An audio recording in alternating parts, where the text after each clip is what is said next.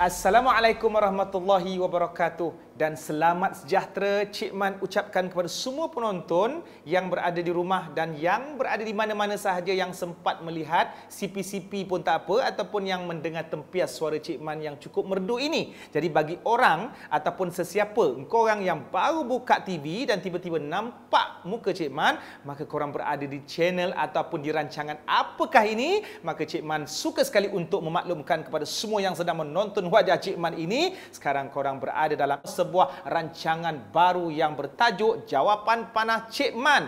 Kau tanya je, Cik Man jawab. Iaitu satu episod ataupun satu rancangan yang memberikan ruang ataupun peluang untuk korang bertanya kepada Cik Man hukum hakam ataupun persoalan-persoalan fik yang bersifat semasa ataupun yang bersifat tradisi, maka inilah salah satu daripada ruangnya.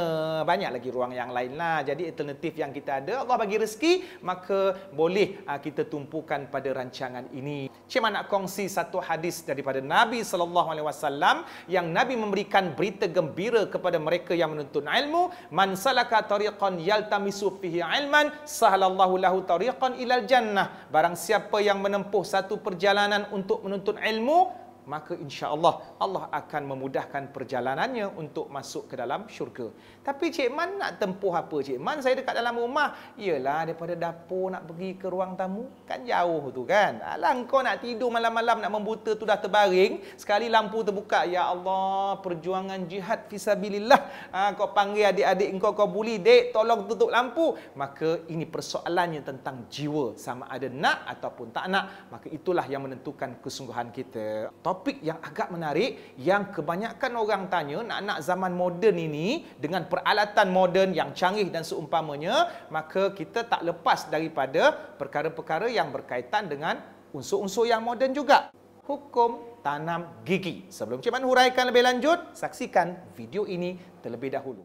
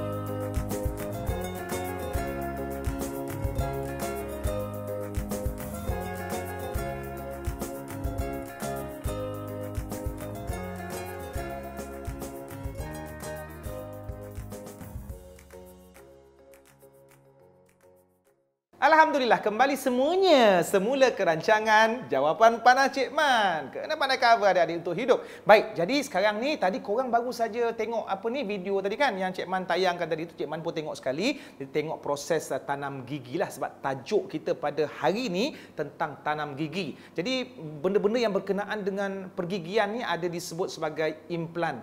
Ini yang kita nak bincang, tanam gigi dia sampai ke gusi. Ada yang disebut dekat sana dental bridge, iaitu dia buat macam-macam jambatan. Yang ni dia berbeza dengan implan gigi tadi, dia tak tanam ke gusi. Berbeza dengan yang implan tadi memang tanam sampai ke gusi. Nak senang cerita, dia bersifat macam nak pakai selama-lamanya lah. Jadi apa hukum tanam gigi ni?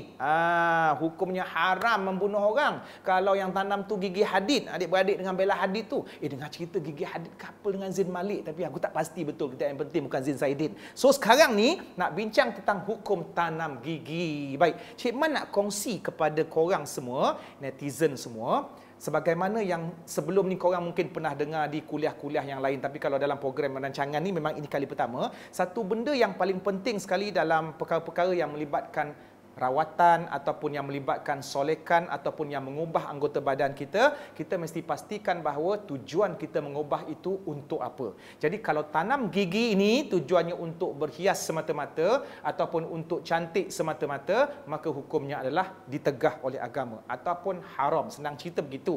Cuma kadang-kadang orang rasa macam, alah, haram ni menakutkan. Sebenarnya bukan Islam ni agama yang mengharamkan banyak perkara. Banyak perkara-perkara, benda-benda yang halal. Cuma kadang-kadang kita lebih cenderung cenderung kepada nak buat benda-benda yang ditegar tu, yang kita nampak sentiasa haram tu. Bahkan dalam soal tanam gigi ini boleh saja, dan Islam memang membenarkan kalau tanam gigi itu tujuannya untuk merawat. Maksudnya korang ada yang tak sihat dengan gigi. Tapi kalau gigi sihat, dan memang Allah jadikan cantik. Laqad khalaqnal insana fi ahsani taqwim. Sesungguhnya kami menjadikan manusia itu sebaik-baik kejadian. Dan untuk menutup aib, bagi gigi yang memang sihat walafiat, bagi gigi yang memang dia tersusun cantik, maka tidak dibenarkan untuk tanam gigi. Tapi kalau bagi gigi yang kata bersimpang siur, mesra alam, okey, ataupun gigi yang kejap ada, kejap tak ada, maknanya boleh masuk benda lain antara satu gigi ke gigi yang lain, maka ketika itu dibenarkan untuk tanam gigi. Baik, Cik Man nak kongsi satu hadis, okey? Hadis sahih daripada Nabi sallallahu alaihi wasallam. La'anallahu al-washimat wal mustawshimat wal mutanammisat wal mutafallijat lil husni al mughayyirat khalqallahi taala. Apa maksudnya? Allah melaknat ya lelaki dan perempuan yang dia melakukan tattoo, kemudian minta dilakukan tattoo, kemudian yang menyambung rambut, kemudian yang menjarangkan giginya dengan tujuan untuk kecantikan dan mengubah ciptaan Allah. Maka ini hadis ini antara hadis asas yang melarang sebarang perubahan, antaranya yang berkait dengan gigi dengan tujuan semata-mata untuk cantik dan mengubah ciptaan Allah. Tapi kalau gigi kita rosak, gigi kita ada aib yang menyebabkan kita rasa down untuk kita berinteraksi ataupun untuk kita berhubung dengan orang lain dalam kehidupan sosial, bermasyarakat, maka ketika itu kita dibenarkan untuk menanam gigi, kerana menanam gigi ketika itu tidak dianggap sebagai kecantikan semata-mata, bahkan sebagai salah satu bentuk rawatan untuk menutup segala keaiban yang kita ada. Supaya kita yakinlah,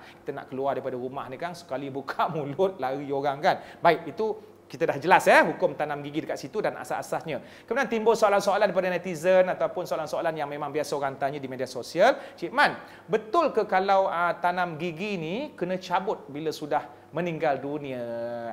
So bila sebut pasal kematian ni, mungkin kita akan rasa seram-seram sikit. Jangan risau, kita ni semua akan mati juga. Kullu nafsin dha'iqatul maut. Setiap yang bernyawa itu sudah pasti akan merasai mati. Tapi sebelum Cik Man nak jawab soalan yang kedua ini, apa kata kita berhenti rehat seketika? Jangan ke mana-mana, kembali selepas ini. Kau tanya je, Cik Man jawab.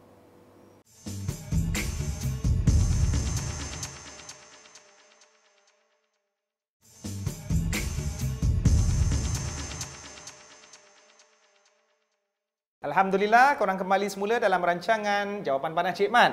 Nah, sekarang ni kita masuk pula blok yang seterusnya. Soalan yang kedua ni Cik Man terima daripada netizen. Cik Man, kalau misal kata kita mati, waktu hidup dulu, waktu hidup lah kan, waktu mati tak tanam gigi, itu cerita lain pula. Waktu hidup dulu seseorang tu dia tanam gigi, lepas tu dia mati pula. So, kena cabut ke tidak? Yang ni persoalan yang penting. Terima kasih kepada si penanya. Cik Man tak ingat dah siapa yang tanya. Jadi sekarang begini, sebelum Cik Man nak huraikan lebih lanjut tentang persoalan ni, Cik Man nak bawa satu sejarah yang betul-betul berlaku pada zaman Nabi. Betul-betul berlaku pada zaman Nabi. Dia ada berkait rapat lah. Zaman Nabi dulu ada seorang lelaki, dan dia sahabat lah, sebab bila dia bertemu dengan Nabi itu sahabat lah. Sahabat ini maksudnya orang yang bertemu dengan Nabi mati dalam Islam. Okey? Jadi nama dia Urfujah bin As'ad. Dia ni hidung, apa kena mengenai dengan gigi? Nanti Cik Man akan relatekan. Hidung dia pernah hancur ataupun rompong ketika dia terlibat dalam peperangan pada zaman jahiliah. Jadi bila hancur tu, dia buat hidung baru, buat hidung. Kan? Sekarang ni lah macam tiba-tiba ada kita, mancung nampak, buat hidung ke? Kan? Yang tu cerita lain. Tapi sekarang ni, sahabat yang dulu pada zaman jahiliah, dia rompong kerana terlibat dalam peperangan, kan, musuh apa semua tu. Jadi dia buat hidung daripada perak. Di perak ni tak tahan. Akhirnya mungkin nampak macam dah tercemar ataupun nak runtuh ke seumpamanya, maka Nabi cadangkan dia buat hidung dengan emas. Jadi kadang-kadang orang terfikir, bukan lelaki tak boleh pakai emas ke? Tak, ini soalnya ialah untuk merawat. Kan Cik Man dah beritahu dan korang pun memang dah tahu, belajar daripada mana-mana, sebarang perubahan dalam anggota badan, pada anggota badan ataupun pemakaian yang asalnya dilarang tapi dengan tujuan untuk rawatan, maknanya darurat, maka dibolehkan. Jadi maknanya Marfujah ini tadi, sahabat Nabi ini tadi memakai dengan hidung emas. Ini sirah ataupun sejarah yang mungkin nanti Cik Man akan kaitkan. Yang penting dia dibuat daripada emas. Baik, kita kembali balik kepada soalan. Cik Man, kalau orang tu masa hidup dia dah tanam gigi, kemudian matinya, perlu tak dia mencabutkan balik giginya? Baik, kita kena faham gini. Manusia ni, laqad karramna bani Adam, kata Allah dalam Al-Quran. Sesungguhnya kami telah memuliakan anak Adam. Bila mayat itu kita tahu, makcik ni, arwah makcik ni tadi, ketika dia hidup dulu, dia ada tanam gigi. Sekarang ni, dia sudah meninggal dunia. Jom kita cabut ramai-ramai. Kau bab mencabut ni memang seronok lah, ya tak? Jadi, bila mencabut sesuatu daripada mayat, kita kena tahu, mayat manusia, walaupun dia sudah mati, dia tetap dimuliakan sebagaimana dia hidup. Sebab tu Nabi sebut dalam satu hadis, mematahkan tulang mayat sama seolah-olah seperti kita mematahkan tulangnya ketika dia hidup. Jadi nenek kita yang sudah arwah, dulu masa hidup dia pakai gigi palsu ataupun dia ada implan gigi, kemudian dia meninggal dunia, boleh ke saya nak cabut gigi nenek? Merujuk balik kepada hadis tadi itu, kita melakukan kekasaran kepada mayat sama macam kita berkasar ketika dia hidup. Cuba korang bayangkan, nenek waktu dia hidup dulu, kalau tengah cakap melayan tetamu hari raya, time-time tu juga kau patah gigi orang tua tu kan, kau cabut. Apa perasaan orang tua tu? Tak tukar jadi mak lampi. Jadi sama jugalah kalau kita nak mencabut gigi yang ditanam ketika dia sudah meninggal dunia, sama sebagaimana kita mengkasarinya. Tapi walau bagaimanapun, ulama dia bincang soalan-soalan ataupun perbahasan-perbahasan ni, ulama akan tengok boleh ataupun tak merujuk kepada beberapa situasi, ya. Kita nak cabut gigi itu ataupun apa-apa barang yang ditanam, unsur-unsur luar yang ditanam dalam anggota badan kita, mungkin kita ada masukkan tulang daripada unsur haiwan lain sebab dia penyakit tulang, ataupun jantung daripada jantung haiwan lain sebab dia sakit jantung. Maknanya nak senang cerita, point dekat sini, barang-barang yang unsur luar diletak ketika hidup, dalam topik kita ini adalah gigi ataupun emas ataupun gigi palsu yang bukan daripada asal, ketika mati perlu cabut ke tidak? Maka ulama berbahas. Ada sebahagian mengatakan boleh, bukan wajib, ya, boleh dengan beberapa syarat.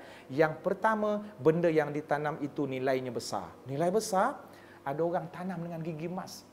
20 gigi, 20 emas. Maknanya itu kalau cabut tu, tengok waris yang sikap tamak ni, cabut daripada gigi ni, arwah nenek ni cabut aja tu. Oi, kalau cabut boleh buat rumah banglo 2-3 biji, kan? So, kalau nilainya besar, maka boleh dicabut. Tapi dengan syarat, ketika mencabutnya tidak merosakkan mayat.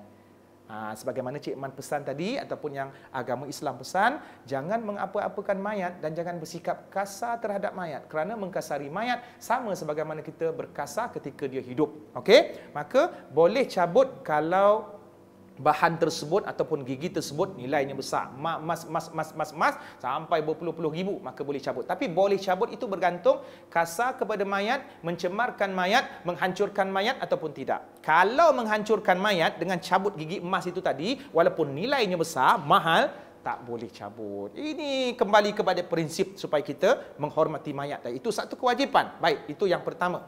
Yang kedua, boleh cabut kalau bahan ataupun unsur yang kita tanam di mulut ataupun gigi tadi itu dibuat daripada benda-benda yang najis. Buat daripada benda yang najis sebab kita nak persembahkan, kita nak kembalikan jenazah itu kepada Allah dalam keadaan suci. Tapi dia pun bergantung juga dengan syarat yang tadi itu. Kalau cabutnya tidak memudaratkan ataupun mengkasari dan tidak merosakkan mayat. Tapi kalau dengan mencabut merosakkan mayat, walaupun najis, maka tetap tak perlu cabut. Inilah yang disebut oleh salah seorang ulama besar dalam mazhab Hambali, iaitu Ibnu Qudamah dalam kitabnya Al-Mughni tentang perbahasan ni. Maknanya boleh cabut dengan syarat. Tapi kalau melanggar syarat yang lain, tak boleh. Ini gigi buat daripada najis, maka boleh cabut. Tapi kalau cabut kasar tak terhadap mayat ataupun boleh merosakkan mayat, yes, merosakkan mayat, tak perlu cabut, tak boleh cabut, haram mengkasari mayat. Tapi kalau cabut tidak mengapa-apakan mayat, maka boleh cabut. Jadi ini antara syarat-syarat yang perlu dikenal pasti ataupun perlu diteliti ketika kita nak cabut sebarang benda-benda. Sebenarnya Cik Man nak kongsi satu benda.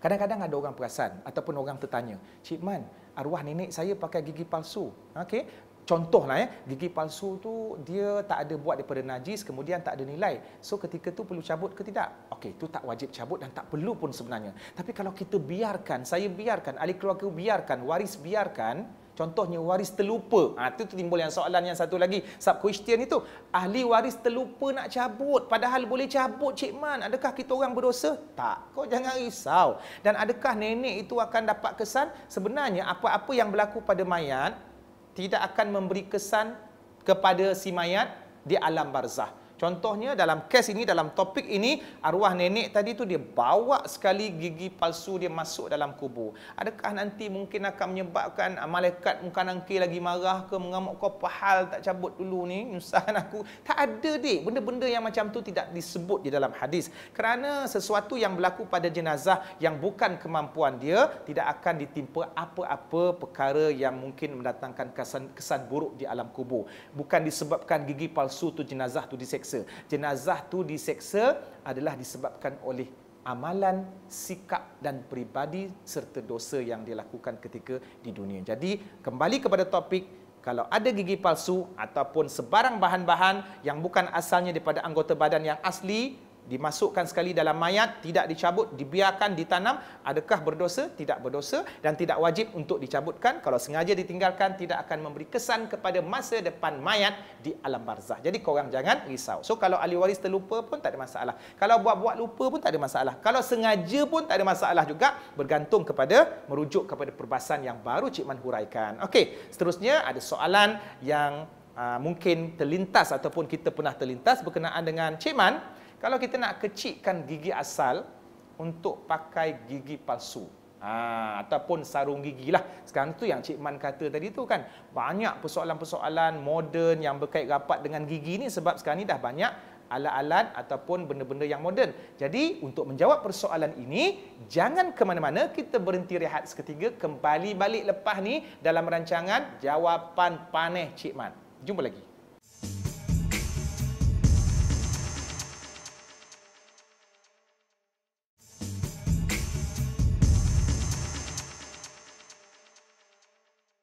Alhamdulillah, sedar tak sedar kita dah berada dalam blok yang terakhir ni. Jadi tapi masih lagi dalam topik kita yang sama, iaitu hukum tanam gigi. Jadi Cik Man nak revision balik, kita nak ulang balik. Mungkin ada yang baru masuk khabar makcik tadi pergi ke pasar lah ya. Jadi hukum tanam gigi ni tadi hukumnya boleh dengan syarat tidak menyebabkan kita rasa berniat nak cantik semata-mata, tapi kita tanam itu untuk tujuan rawatan. Maka ini diaplikasikan syarat-syarat ini pada sebarang proses untuk mengubah anggota tubuh badan kita. Niat kita kena betul lah. Baik, kemudian timbul persoalan yang terakhir kita ni, iaitu Cik Man, kadang-kadang ada orang tu dia kecilkan gigi supaya nanti dia boleh letak sarung yang dibuat secara sarung yang dibuat oleh doktor ke ataupun kilang dan seumpama. Jadi hukumnya boleh ke tidak mengecilkan gigi? Baik, kita kena tengok juga apa tujuan kau nak kecilkan gigi. Adakah untuk rawatan? Adakah perlu kerana untuk mengelakkan kemudaratan sebab sakit dan seumpamanya, untuk menutup aib? Kalau untuk rawatan, namanya rawatan, maka hukumnya dibenarkan. Bila sebut rawat, sebelum kau kecilkan gigi tu kau sakit, jadi memang terpaksa kecilkan gigi berdasarkan nasihat doktor, maka hukumnya boleh. Tapi kalau memang lahir-lahir gigi kau memang dah so beautiful, maknanya tak ada masalah dan kecacatan apa, memang cacat otak engkau, maknanya Tuhan dah bagi memang betul-betul elok, tiba-tiba nak lebih-lebih pula. Yang ni yang termasuk hadis yang Cik Man baca tadi tu, la'anallah, Allah melaknat. Tapi sebelum tu ada perbuatan lain, Cik Man terus skip, wal mutafallijat lil husni al mughayyirat halqallahi taala. Dan siapa lagi golongan yang dilaknat oleh Allah Subhanahu wa taala? Yang menjarangkan giginya dengan tujuan kecantikan. Poin Cik Man, kecantikan dan mengubah ciptaan Allah Subhanahu wa taala. Jadi pengubahan ciptaan Allah ada dua. Pertama, tujuan untuk cantik semata-mata, haram. Itu yang Cik Man kena tanya tu. Kan kalau Cik Man kata haram kan, kau rasa sempit. Islam ni asyik haram, tak ada yang halal, tu yang kena tengok niat kau. Yang kedua, hukumnya harus ataupun halal kalau tujuannya untuk rawatan. Jadi kita kena perhatikan niat kita masing-masing. Sebab sekarang ni dengan anggota, dengan alat yang moden, dengan idea-idea yang lebih bombastik, dengan suasana urbannya, dengan teknologi tingginya, manusia boleh melakukan apa sahaja dengan alat-alat tersebut untuk mengubah. Yang keduanya, Okey, bila kita buat sarung gigi itu tadi, maka di situ mungkin ada unsur penipuan ataupun pemalsuan lah. Asalnya gigi kita tu orang tengok lain, kemudian orang nampak ini macam gigi asal ni, padahal sebenarnya selepas diletakkan sarung, sebab bertitik tolakkan daripada niat untuk semata-mata cantik. Tapi kalau untuk menutup aib, yang tu terpulang pada orang lah. Nak anggap apa pun, sebab kita tahu niat kita melaksanakan orang kata penjarangan gigi tadi tu untuk mengelakkan kemudaratan ataupun untuk merawat. Senang cerita yang berkait rapat dengan kesihatan. Okey, Cik Man juga dapat soalan-soalan yang tertentu di DM yang berkait dengan yang tanam gigi ni kan? Assalamualaikum Cik Man, saya Yani. Saya dia pakai gigi palsu. Boleh ke saya bawa gigi palsu tu untuk sembahyang? Boleh, tak ada masalah. Dia tak ada kena-mengena pun dengan perkara yang membatalkan semayang. Cuma jangan pakai gigi palsu, lepas tu kain kau tak pakai. Kan? Yang tu memang buat huru-hara satu surau lah. Jadi pakai gigi palsu tidak ada masalah. Cuma kita nak tengok dekat sini ialah kalau gigi palsu tu boleh dicabut dengan mudah, kemudian dibuat daripada najis, maka memang perlu kita tanggal sebelum kita memulakan takbiratul ihram. Jadi pastikanlah bagi yang gigi palsu yang tak tanam gigi tu hati-hatilah, sebab kadang-kadang bila kita bergerak tu gigi tu longgar kan, waktu sujud tu kan sebelum sujud tak ada gigi, bila bangun rakaat yang seterusnya tiba-tiba jemaah tu gigi kau kan dah batal sembahyang orang, dah kau buat huru-hara pula dengan gigi palsu tu kan. Baik, kemudian berkenaan dengan gigi palsu, Cik Man, boleh tak kalau saya pakai gigi palsu saja-saja? Aku pun tak faham sebenarnya saja-saja ni. Kalau memang kau tak ada gigi, jadi bolehlah pakai gigi palsu. Tapi kalau gigi dah elok, lepas tu nak lagi gigi palsu, kau nak letak kat mana? Hidung. Jadi maknanya kena tengok situasi lah. Kalau memang gigi tak ada. Sebab kita manusia dilahirkan ada gigi. Bila tak ada gigi, itu merupakan satu kecacatan. Kita nak berdepan dengan orang pun tak ada semangat, kemudian akan menyebabkan kita down. Jadi kalau kita tak ada gigi, boleh kita melakukan ataupun menggunakan gigi palsu. Jadi sekarang ni kita nak katakan lelaki yang memakai gigi emas, yang tanam gigi dengan gigi emas tu, mungkin netizen ni agak confused, sedangkan lelaki tak boleh pakai emas. Sebab tu korang kena bezakan, okey? Kena asingkan antara memakai emas dengan tujuan berhias. Memang lelaki confirm tak boleh pakai, sebab emas ni sering dikaitkan, memang telah ditetapkan perhiasan yang sinonim dengan perempuan. Rantai emas, gelang emas, anting-anting emas, tindik emas, cincin emas untuk perempuan. Tiba-tiba lelaki nak pakai emas dengan tujuan kecantikan, memang sah-sah tak boleh. Tetapi lelaki boleh pakai emas dengan tujuan untuk rawatan ataupun perkara-perkara yang berkaitan dengan darurat dan seumpamanya. Dalam isu yang sedang kita bincang ni ialah gigi emas. Sebab kalau berdasarkan tadi tu hadis yang Urfujah bin As'ad tadi tu, mula-mula dia pakai hidung buat daripada perak. Tu bukan yang koma tu lah. Perak ni apa ni, bahan dalam tanah tu lah kan. Tapi kemudian rosak. Kemudian Nabi cadangkan supaya tukar dengan emas. Sebab emas ni bahan galian yang orang kata, kita pun tahu kan, kita punya nilai duit ataupun mata wang yang diguna sejak zaman berzaman adalah dengan emas. Maka kualiti emas, daya tahan, kekentalannya sangat-sangat terbukti. Maka boleh seorang lelaki menggunakan ataupun tanam giginya yang diperbuat daripada emas. Cuma Cik Man risau satu, zaman sekarang ni banyak perompak. Jangan senyum sangatlah. Sekali kau senyum, kau tak tahu orang tu perompak, masa depan dia ada dekat dalam gigi kau. Jadi kena hati-hatilah benda-benda tu semua ya. Baik, kemudian berkenaan dengan gigi ataupun tanam gigi ni juga kena perhatikan supaya kita tidak melampaui batas lah. Contohnya mungkin timbul persoalan daripada netizen, Cik Man, boleh tak gigi saya nak gunakan warna lain? Dek, daripada awal kau lahir gigi kau warna apa dek? Purple, warna putih. Jadi jangan buat sebarang warna yang boleh menimbulkan fitnah. Itu asas-asas ataupun syarat-syarat yang perlu diketahui. Hari ini Cik Man nak kongsi doa untuk orang kata tidur.